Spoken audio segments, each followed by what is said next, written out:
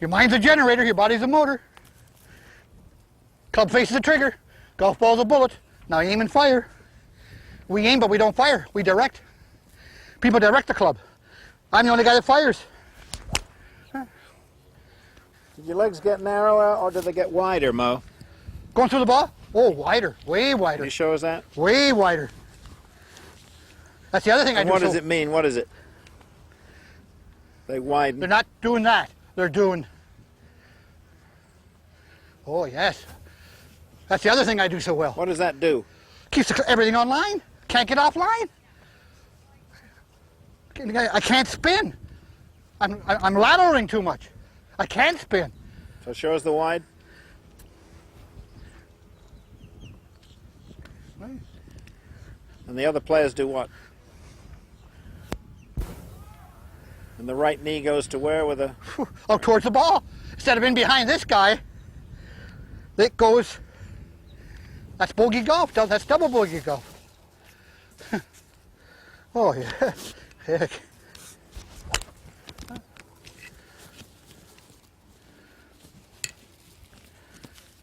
Who's the straightest that ever lived, Mo, do you think? Right here. Other guys' golf balls finished up as straight as me, but it didn't get there straight. They got a little draw or fade. Mine are just like arrows. Mine, from the time I hit, if there's ever a tournament at midnight, I'd be the only guy under par. I know right where to walk. Right down the middle. I could do it just by how it felt. That one's a little, here, look. Just as straight as you can draw a line.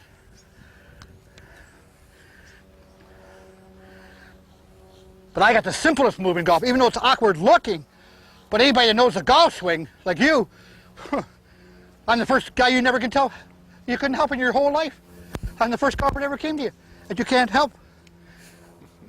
You look at me for the first time, look like a 120 shooter. The style. But once I move, oh man. Oh. And what else does that look like when you do that? Oh. What's that? A Jehovah what? Jehovah Witness, yeah. Does it look like?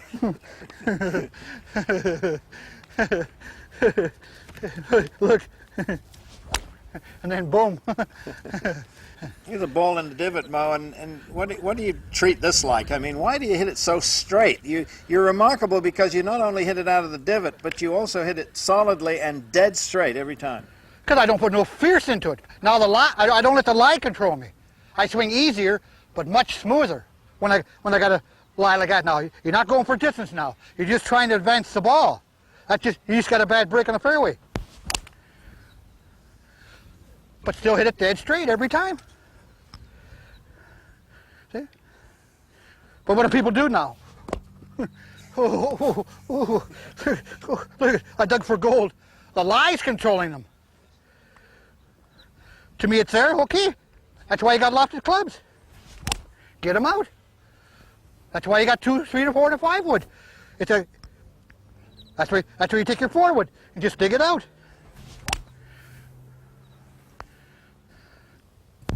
Tell us about this style, Mo. Were you ever taught this style, or did you develop it yourself? All by myself. Just by feel. As I kept hitting 500, 800 balls every day for 12 years, and just by feel, what felt so good to me. No, nobody could teach me this. Who would teach you this? Should anyone try that? No. Just something that came to me. What would happen if they tried that? Oh, they wouldn't even touch the ball. They wouldn't even touch the golf ball. So you don't recommend what we're seeing then? Not to people. Oh, they couldn't do this. No, I should say not. Look. No. Why do you hit it so straight, so well, every single time? Because of the simplicity, but what else is there? Confidence. And I love my club. I'm married to it. I put him in. Every night there's where he goes in my bedroom. Right, keep him red hot, because I know he's gonna hit good shots for me tomorrow. Every time he goes hits it right where I want him to go every time. He never talks back to me. You ever think about distance, Mo? Do you ever think about it? No, only purity of technique. That'll give me it. But I never think of distance. No, I've never been distant oriented in my life. I know I couldn't do it, so why try to do something I know I couldn't do? So it's just Purity. It's just a word to you then. That's all. But that word purity of technique, that's what I knew I could do.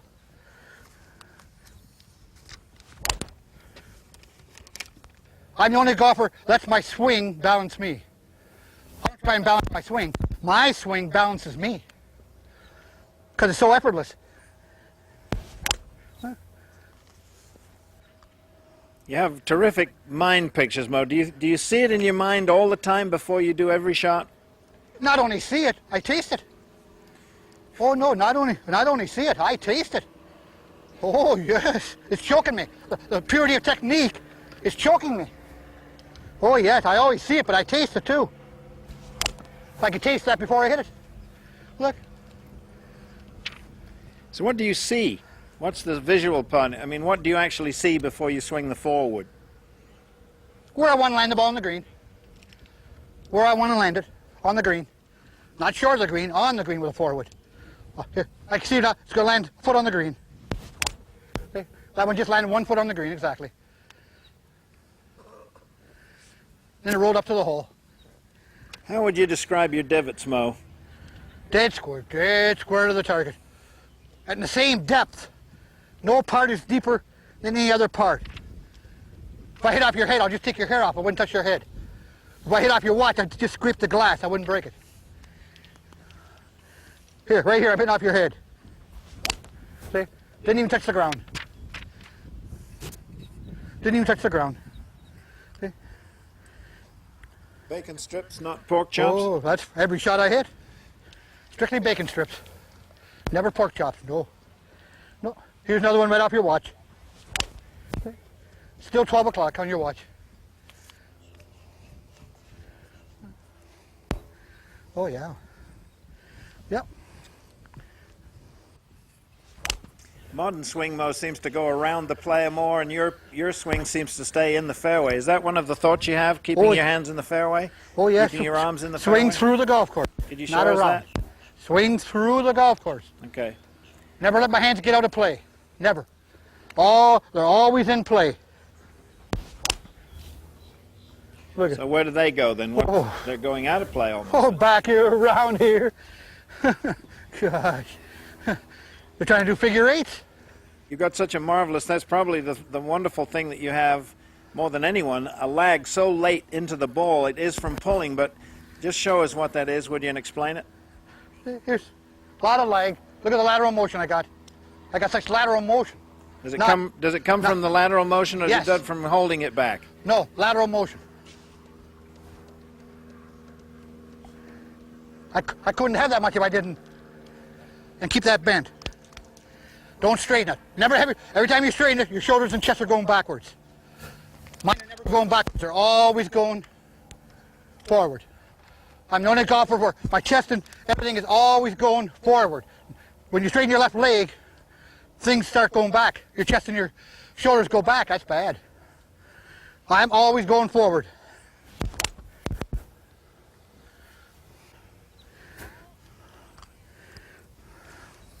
You're so precise, Mo. What was that story that you were telling us about playing 36-hole events? And Hogan and I were very happy when they took 36 holes away in one day, because in the afternoon we were in our morning divots. And we were.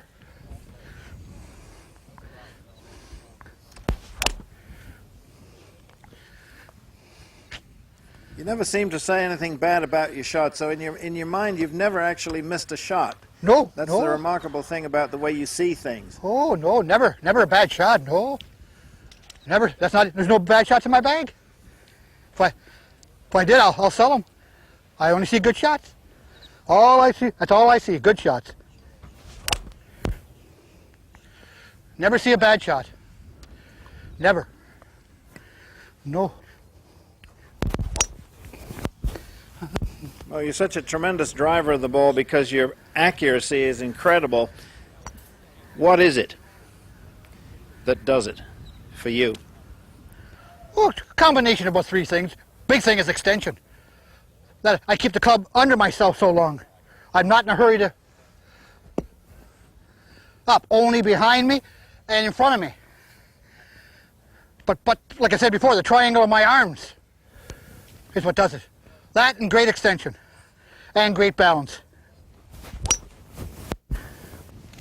So with the driver mode, you get wider and further away. You stretch more with the arms and, Yep. and widen the feet as well. Yes, yes.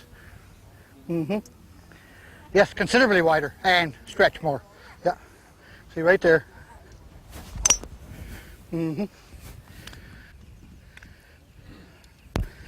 How long have you been using that tee, Mo? Just over 7 years now. Never move. Just leave it right there. You must be the only living walking machine then, right? I am, yeah. Oh, I am. Oh, I am.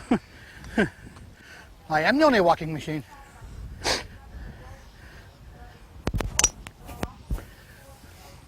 You always keep your toes in front of your heels? When I walk down the fairway, yeah. Oh, yeah. Never. Always straight. Right down the middle of the fairway. That's what I was taught. Keep your toes ahead of your heels and you can't go wrong. What do most people do? The army song. Right, left, right, left, right, left. Not me. 45 years now, dead straight. I had one ball out of bounds in 7 years in tournaments. Only had one. Only one ball out of bounds. What about the slice thing? So when did your swing develop the most into being what it is today, as far as being so precise and so consistent? When I was 22. How long did it took till you were 22 to develop it? About 7 good years. Right. Yeah. Because we didn't have the things you have today. And what's that? TV and good teachers, and couldn't afford it, and couldn't hit a ball and go right there and see ourselves like you can today. We only had to do it by feel or somebody else's word. One guy said this, next guy said something.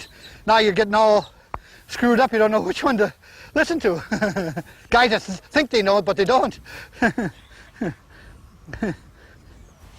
Well, who influenced you then? Somebody must have influenced you who you saw, right?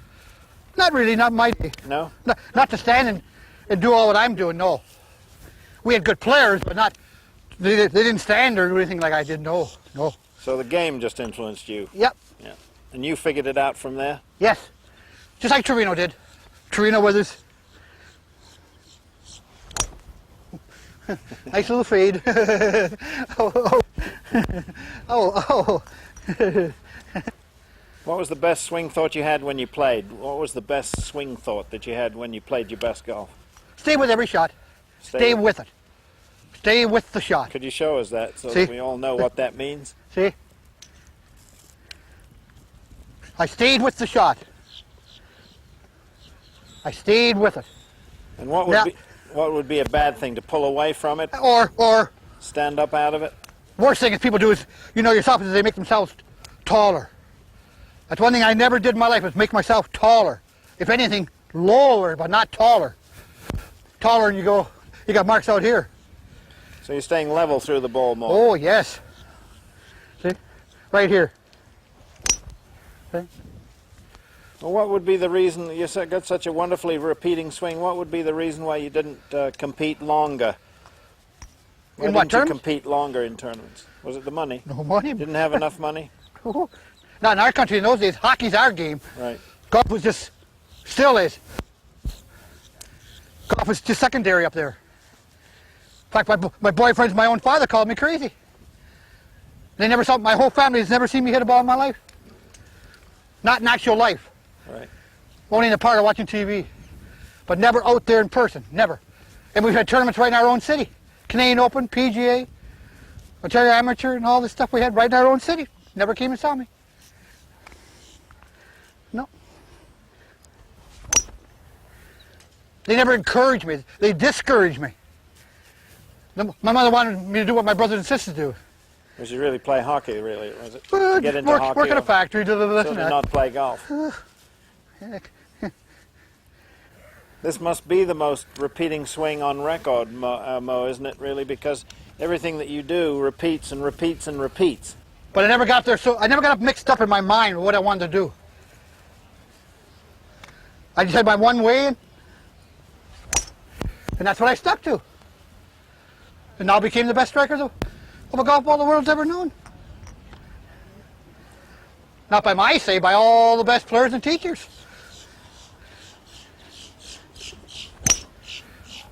Is a two-handed grip, do you think, would you recommend that more than the other two? Yes. And why do you feel that the other two are... Your hands are too bundled up. Your muscles are like as if you're... I feel like I'm free as a bird. And I am. And that just helps my right arm to straighten out. So actually your hands are going longer down the handle, not shorter or shrinking up the Right, handle. not this, no. Right. No. So what do you feel about the Varden grip as far in terms of efficiency? Is it Terrible. Weaker, is it? Terrible. Too much room for air. There's more room for air if you're in your fingers. Especially if you overlap them. Right? Oh, yes. Yes.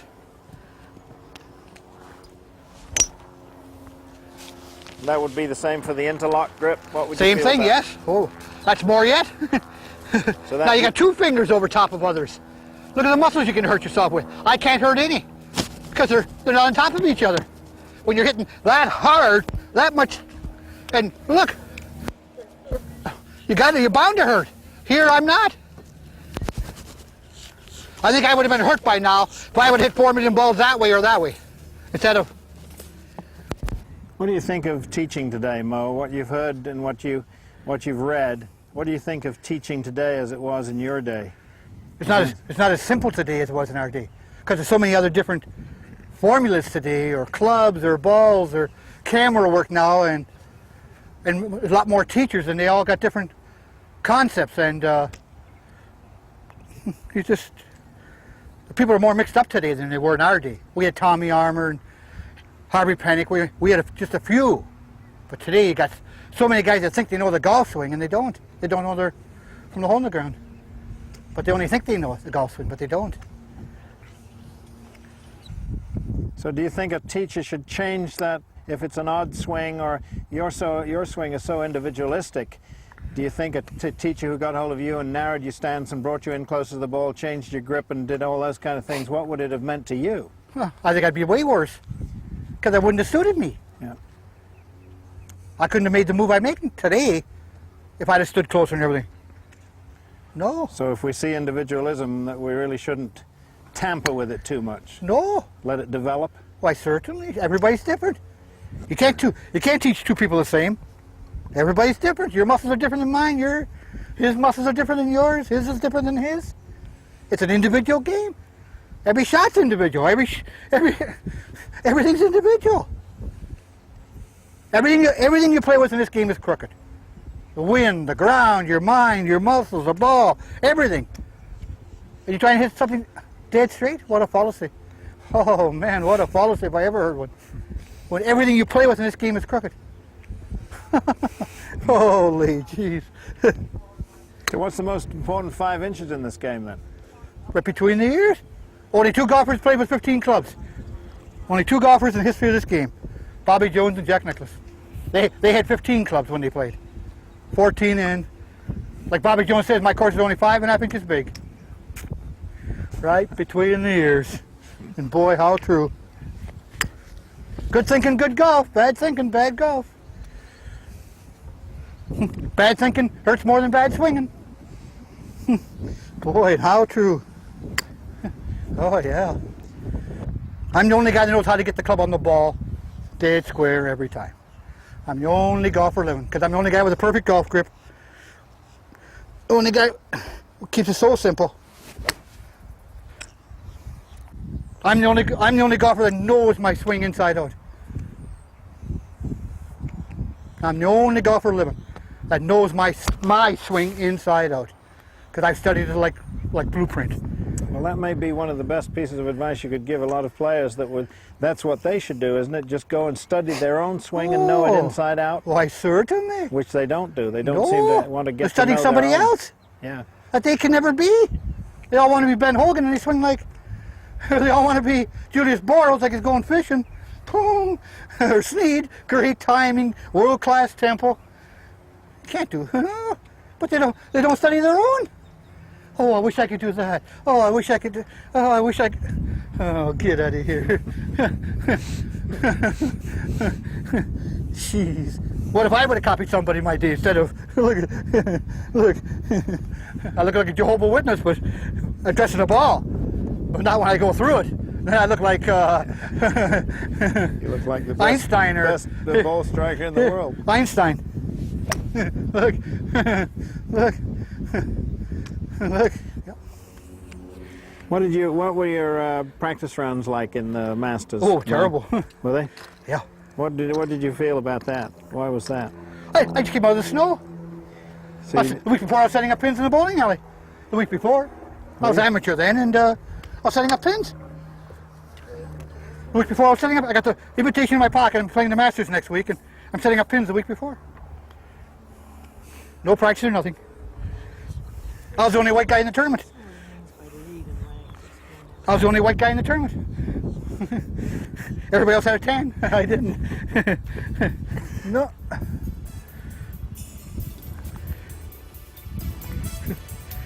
But like you say, here's the club I can make. Here's the one I can make talk. This is the one I like.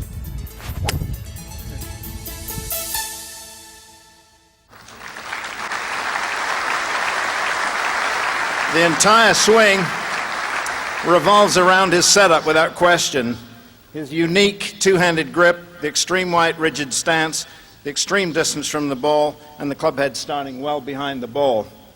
The backswing starts with the hands and arms and shoulders, the hips stay quiet, the club face is on the strong side, and he sets the hands. There is no rotation because of the grip. The backswing plane is perfect. The set of his hands and arms on the forward swing are absolutely perfect. He's got the most precise swing plane in golf, a quarter of an inch off. That's a wonderful launching position. Before impact, a wonderful lateral shift that gives him the delayed hand action, a vertical drop to a horizontal tug, perfect extension at impact. The legs are wide and bent, no left wrist breakdown. The hips, feet are solid, you can't see the cleats, and he's facing the ball well in the shot. This is a wonderful picture of after impact. Right foot still down, right shoulders past the right hip pocket. The shoulders and arms and hands have outstripped the hips, and the right arm and right wrist totally straight down the target line. Wonderful high finish, forward and high. Arms and hands are always in front of him. It's been a pleasure. Thank you very much.